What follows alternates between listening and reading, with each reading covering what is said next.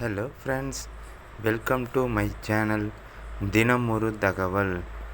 This video sponsored by SBO Digital Marketing. Android phone ஒன்று இருந்தால் போதும், வீட்டிலிருந்தே நாம் ஃபேஸ்புக், இன்ஸ்டாகிராம், யூடியூப் சேனலில் போஸ்ட் போடுவதன் மூலம் ஈஸியாக பணம் சம்பாதிக்கலாம்.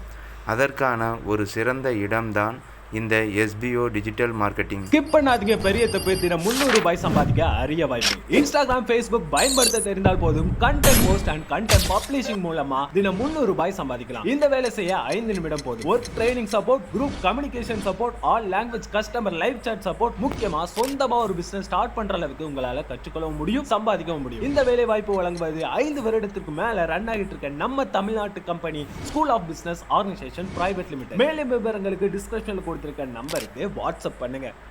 இன்று நாம் எதை பற்றி பார்க்க போகிறோம் அப்படின்னா, தூதுவளை பற்றியும் அதனுடைய மருத்துவ குணங்களை பற்றியும் தான் நாம் இன்னைக்கு பார்க்க போகிறோம்.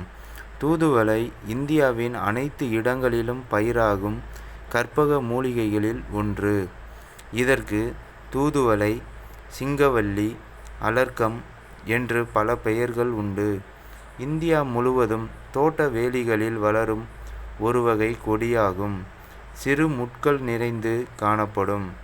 இதன் இலை, பூ, காய், வேர் அனைத்தும் மருத்துவ பயன்கள் கொண்டது.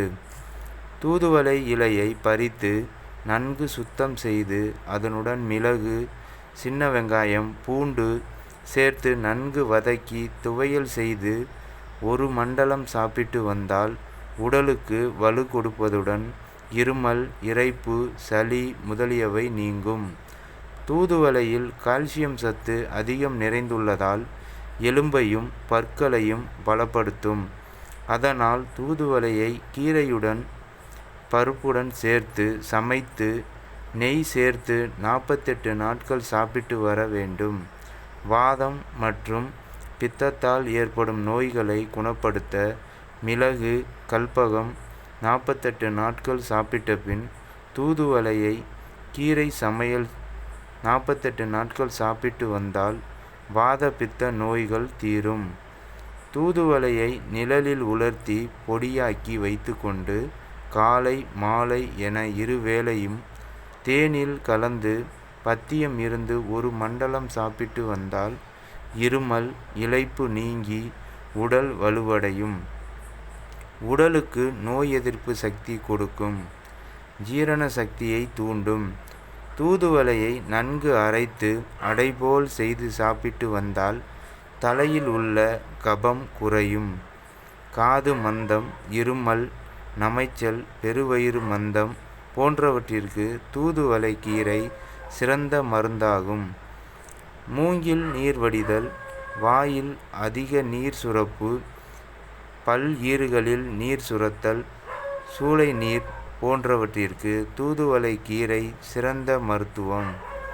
தூதுவளையை காயை சமைத்தோ அல்லது வற்றல், ஊறுகாய் செய்து ஒரு மண்டலம் கற்பக முறைப்படி உண்டு வந்தால் கண்ணில் உண்டான பித்த நீர் அதிகரிப்பு, கண் நோய் நீங்கும். தூதுவளையை பூவை நிழலில் உலர்த்தி பொடியாக்கி பாலில் கலந்து அருந்தி வந்தால் உடலுக்கு வலு கொடுக்கும். தூதுவளை பழத்தை வெயில்